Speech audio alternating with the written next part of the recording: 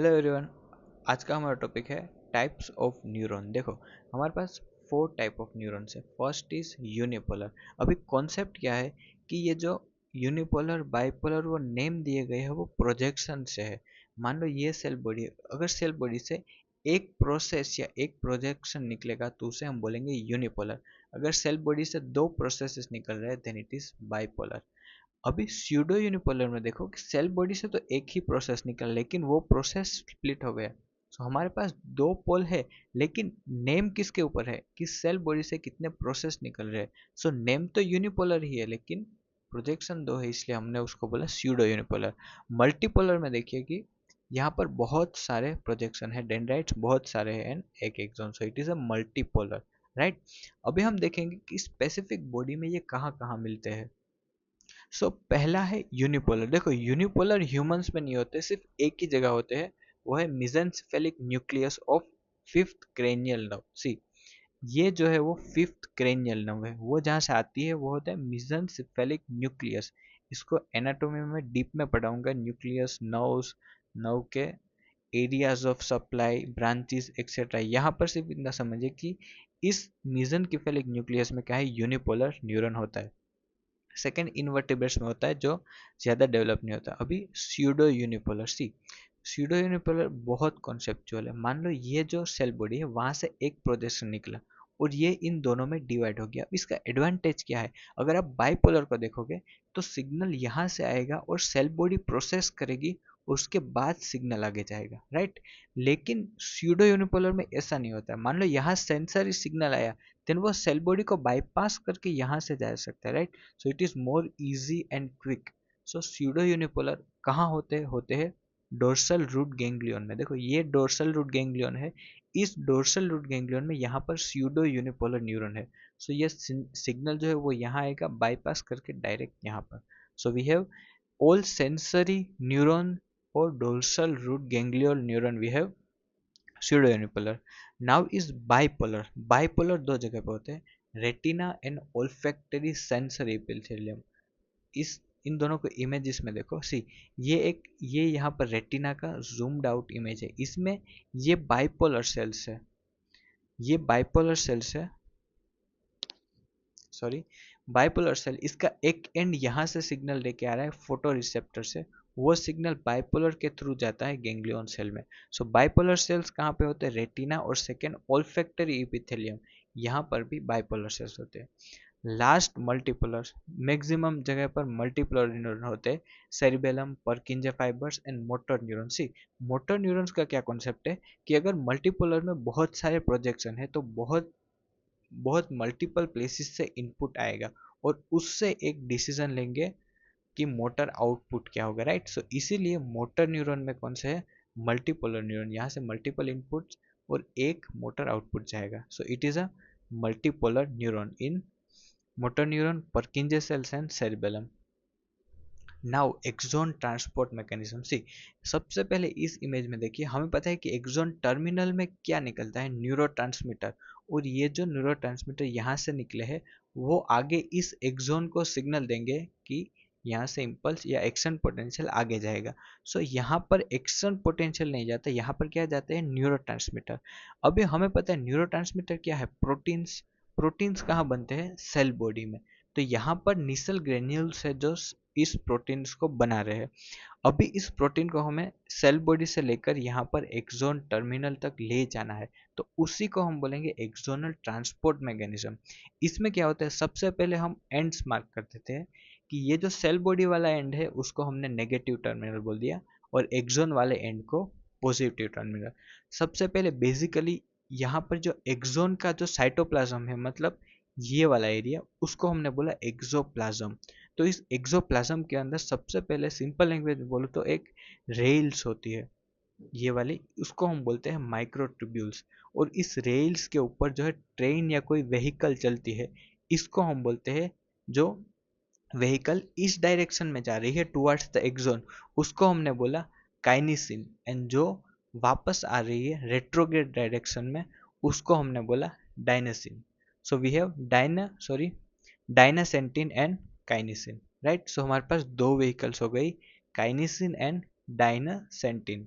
काइनेसिन and डायनेसेंटिन। अभी देखो ये जो व्हीकल्स है ये डायरेक्शन कौन सा हो गया, anterograde. So anterograde direction is from negative to positive and retrograde direction is from positive to negative.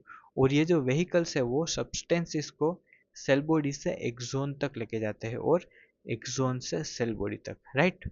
अभी हम जो है इस एक्सोन ट्रांसपोर्ट मैकेनिज्म को डिटेल में पढ़ेंगे। देखो सबसे पहले क्या हुआ कि यहाँ पर सेल बॉडी में क्या होंगे, निसल्स ग्रेन्यूल्स, राइट। सो निसल्स ग्रेन्यूल्स ने क्या बनाया, प्रोटीन मॉलिक्यूल्स बनाया। प्रोटीन्स क्या है, न्यूरोट्रांसमीटर। फिर गोल्गी बॉडीज जो है वो उसको पैक कर देगी अंदर द वेसिकल्स में। मान लो ये प्रोटीन्स बने तो गोल्गी बॉडी क्या करेगी, इसको वेसिकल्स में पैक कर देगी। अब ये जो वेसिकल है उसको हमें उठा के वो जो मोटर्स है उसमें रखना है। सो सेकेंड स्टेप इज, पहले तो माइक्रोट्यूब्यूल्स, वो जो रेल्स है, वो ट्यूबुलर पाथवे है साइटोप्लाज्म, एक्सोन के साइटोप्लाज्म में रेल्स है। Molecular motors are present. Molecular motors कौन से, ये वाली काइनेसिन एंड डायनेसिंटिन, ये जो है वो मोलिकुलर मोटर्स है जो इस पाथवे पर चल रही है। And second is sodium potassium ATPase. अभी देखो ये जो मोलिक्यूल्स है उसमें पहले लोडिंग करनी पड़ेगी, फिर जो एंड में अनलोडिंग होगी तो उसमें एनर्जी यूज होगी, राइट। सो वो कहाँ से आती है, सोडियम पोटेशियम एटीपीएस से। Aids in cargo transport. Molecules attach to molecular protein and move along the microtubules. और ये हो कहाँ रहा है, सब एक्सोप्लाज्म में। नाउ ये हो गया। अभी सेम इसको हम समराइज करें तो एंट्रोग्रेड कहाँ था, नेगेटिव से पॉजिटिव था एंट्रोग्रेड। नेगेटिव कौन सा है, सेल बॉडी। पॉजिटिव कौन सा है, एक्सोन। सो नेगेटिव से पॉजिटिव एंट्रोग्रेड, और पॉजिटिव से नेगेटिव क्या हो गया, रेट्रोग्रेड, राइट। और उसकी दोनों जो मोटर्स है वो अलग अलग है, एंट्रोग्रेड और रेट्रोग्रेड, राइट। अभी देखो यहाँ पर ये जो मेन रेल्स है वो यहाँ पर खत्म हो जाएगी, लेकिन हमें न्यूरोट्रांसमीटर तो इस मेम्ब्रेन तक चाहिए ना, राइट। सो अब क्या होगा कि यहाँ पर जैसे कि एक मेन हाईवे होता है, राइट, फिर वो डाइवर्ज होता है स्मॉल रोड्स में। इसी तरह यहाँ पर स्मॉल जो रोड्स है उनको हम बोलेंगे एक्टिन फिलामेंट्स, और उस रोड्स में जो मोटर्स चलती है उसको हम बोलेंगे मायोसिन मोटर्स, राइट। सो यहाँ पर कौन सी मोटर्स थी, काइनेसिन एंड डाइनिन। और यहाँ पर कौन सी मोटर्स होगी, मायोसिन मोटर्स। और यहाँ जो रेल्स होंगे उनके नाम क्या है, actin filament. So cargo transferred to cell membrane via myosin. Cell membrane तक कैसे जाएगा, मायोसिन से। अभी इस मायोसिन मोटर के तीन टाइप्स है। टाइप 5 and 1 जो है वो पॉजिटिव एंड डायरेक्टेड। पॉजिटिव मतलब ये वाला एंड से यहाँ से इस तरफ जाएगी। नेगेटिव एंड डायरेक्टेड मतलब यहाँ से यहाँ। So type 6 is negative, 5 and 1 is positive, and type 2 is just for muscle contraction. Abhi, now let's learn something clinically, right? At last we'll be becoming doctors. So इसका clinical use क्या है कि इस patient को आप देखो यहाँ पर क्या हो गया, मसल जो है वो एकदम कॉन्ट्रैक्ट हो गई, ये रिलैक्स नहीं हो रहे, राइट। सो दिस ये जो पोस्चर है वो क्यों हुआ है, क्योंकि मसल कॉन्ट्रैक्ट हो गए, वो रिलैक्स नहीं हो रहे। सेम यहाँ पर देखो इसके जो फेशियल मसल्स है, मसल्स ऑफ द फेस, ये कॉन्ट्रैक्ट हो गए, रिलैक्स नहीं हो रहे। तो ये सब क्यों होता है इसको हम डिटेल में पढ़ेंगे। सबसे पहले इस टेबल पे आओ। हमें पता है कि जो एंट्रोग्रेड अगर होगा, एंट्रोग्रेड मतलब प्लस एंड से लेकर, सॉरी नेगेटिव एंड से लेकर पॉजिटिव एंड तक, ये क्या हो गया, एंट्रोग्रेड। रेट्रोग्रेड क्या होगा, पॉजिटिव से नेगेटिव। सो डायरेक्शन कहाँ पर, प्लस के तरफ होगा तो एंट्रोग्रेड, एंड नेगेटिव के तरफ होगा तो रेट्रोग्रेड। अभी इसके जो स्पीड है उसके हिसाब से हम क्लासिफाई करेंगे कि फास्ट एंट्रोग्रेड, रेट्रोग्रेड और स्लो एंट्रोग्रेड। तो फास्ट की जो स्पीड है वो 400 या 200 mm/day है, स्लो की 0.5 जितनी है। अभी हमें ये फास्ट और स्लो स्पीड की क्यों ज़रूरत पड़ी, सबसे पहले तो कुछ मॉलिक्यूल्स ऐसे होते हैं जिसकी रिक्वायरमेंट इमीडिएटली होती है। जैसे कि यहाँ पर देखिए, हम यहाँ पर देखेंगे कौन से मॉलिक्यूल फास्ट एंट्रोग्रेड जाते हैं और कौन से स्लो एंट्रोग्रेड जाते हैं। देखो हमें पता है कि जो नर्व का मेन फंक्शन क्या है, एक्शन पोटेंशियल को एक जगह से दूसरी जगह ले जाना, या फिर नर्व इम्पल्स ले जाना। नर्व इम्पल्स जो होते हैं वो टर्मिनल किस फॉर्म में जाते हैं, न्यूरोट्रांसमीटर में, राइट। सो हमें न्यूरोट्रांसमीटर को फास्ट पहुंचाना होगा यहाँ से लेकर वहां तक, we can not delay it. So fast anterograde transport किसका होता है, वेसिकल्स। ये वेसिकल्स क्या है, उसी वेसिकल्स के अंदर न्यूरोट्रांसमीटर है। And mitochondria. माइटोकॉन्ड्रिया फास्ट वहाँ क्यों ले जाना है, क्योंकि हमें एटीपी चाहिए। एटीपी क्यों चाहिए, क्योंकि हमें पता है कि यहाँ पर जब न्यूरोट्रांसमीटर आएंगे तो कैल्शियम चैनल्स ओपन होगी, राइट, और वो चैनल्स किस पर चल रही है, एटीपी पर, जो कि माइटोकॉन्ड्रिया से मिलेंगे। सो यहाँ से यहाँ फास्ट कौन सी चीज़ें ले जानी है, वेसिकल्स एंड माइटोकॉन्ड्रिया। अभी स्लो एंट्रोगेट, मान लो यहाँ पर ये इस एंड पर ये माइक्रोट्यूब्यूल डैमेज हो गई है, तो इसके लिए हमें यहाँ पे सिंथेसाइज करके उसको वहाँ यहाँ ले जाना होगा रिपेरेशन के लिए। तो ये जो रिपेरेशन का और जो डैमेज होना है वो स्लो है। लाइक ये ऐसा नहीं हो कि हर सिग्नल के बाद ये डैमेज हो रही है, वियर एंड टियर होता है, मतलब बहुत टाइम के बाद, इसका कंपेरेटिवली समझ लिए। इसलिए आपको स्लो एंट्रोगेट ट्रांसपोर्ट किसका होगा, माइक्रोट्यूब्यूल एंड माइक्रोफिलामेंट के कंपोनेंट्स का, राइट। फास्ट किसका है, इस वेसिकल्स का। स्लो किसका है, माइक्रोट्यूब्यूल एंड माइक्रोफिलामेंट कंपोनेंट। अभी लास्ट टॉपिक, ये रेट्रोग्रेड ट्रांसपोर्ट हमें क्यों चाहिए। जो भी सारी चीजें हैं वो यहाँ बन के यहाँ जा रही है, रेट्रोग्रेड क्यों चाहिए। अभी इसके लिए सिंपल समझो, रेट्रोग्रेड ट्रांसपोर्ट देखो, फास्ट रेट्रोग्रेड ट्रांसपोर्ट हम समझ रहे हैं, ये बहुत कॉन्सेप्चुअल है, इसको ध्यान से समझना। ये इस न्यूरॉन का ब्रेन कहाँ है, यहाँ nucleus is the brain of the, इस न्यूरॉन का ब्रेन न्यूक्लियस है। मान लो यहाँ पर ये जो न्यूरोनल एंडिंग्स है उसमें कुछ डैमेज एक्सेट्रा हुआ, न्यूक्लियस को कैसे पता चला कि यहाँ पर प्रॉपर फंक्शनिंग चल रही है। तो उसके लिए क्या होता है कि ये जो यहाँ पर एंड में कुछ ग्रोथ फैक्टर्स रिलीज होते हैं, और ये ग्रोथ फैक्टर्स यहाँ पर न्यूक्लियस के पास जाते हैं। तो न्यूक्लियस इन ग्रोथ फैक्टर्स को देखकर एनालाइज करता है कि ओके फंक्शनिंग प्रॉपर चल रही है।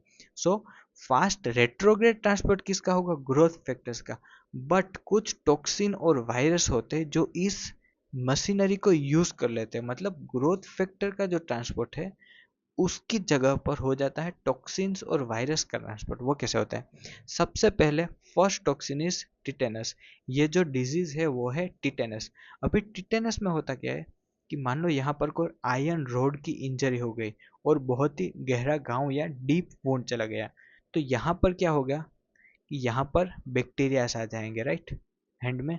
वो बैक्टीरियास एक टॉक्सिन रिलीज करेंगे, और वो जो टॉक्सिन है वो इसी पाथवे को यूज करके यहाँ से यहाँ चला जाएगा। मीन्स यहाँ पे नर्व्स है, हमें पता है ये सारी नर्व्स है, तो ये नर्व्स के थ्रू रेट्रोग्रेड इस डायरेक्शन में पहुंच जाएगा स्पाइनल कॉर्ड तक। सो ये टॉक्सिन ने क्या किया कि ये जो हमारी मैकेनिज्म थी उसी को यूज करके वो स्पाइनल कॉर्ड तक गया। अभी वो स्पाइनल कॉर्ड में पहुंच गया है, तो स्पाइनल कॉर्ड में जो रिलैक्सेशन की मशीनरी है उसको पैरालाइज कर देगा। मीन्स मसल जो है वो कॉन्ट्रैक्ट होने के बाद रिलैक्स नहीं होगी। वो एक्जैक्टली कैसे डीप में होगा वो हम पैथोलॉजी और आगे मेडिसिन में पढ़ेंगे। यहाँ पर इतना समझो कि जो टॉक्सिन स्पाइनल कॉर्ड पहुंच गया है वो मसल को रिलैक्स नहीं होने देगा, इसलिए मसल कैसे हो गए, कॉन्ट्रैक्टेड फेज में। So this is the clinical feature of tetanus. So fast retrograde पीछे की तरफ किनका होता है, toxin, growth factors and viruses, right. So just correlate everything clinically, this will be useful in medicine. ये सब मेडिसिन में यूज होगा, पैथोलॉजी में यूज होगा, ये सब इतना रट के कोई फायदा नहीं, right. Just try to correlate it with medicine, it will be useful in earlier ahead studies also. So this was done. ये स्पीड हो गई, और ये मटेरियल कौन से ट्रांसपोर्ट होते हैं किस डायरेक्शन में और क्यों होता है।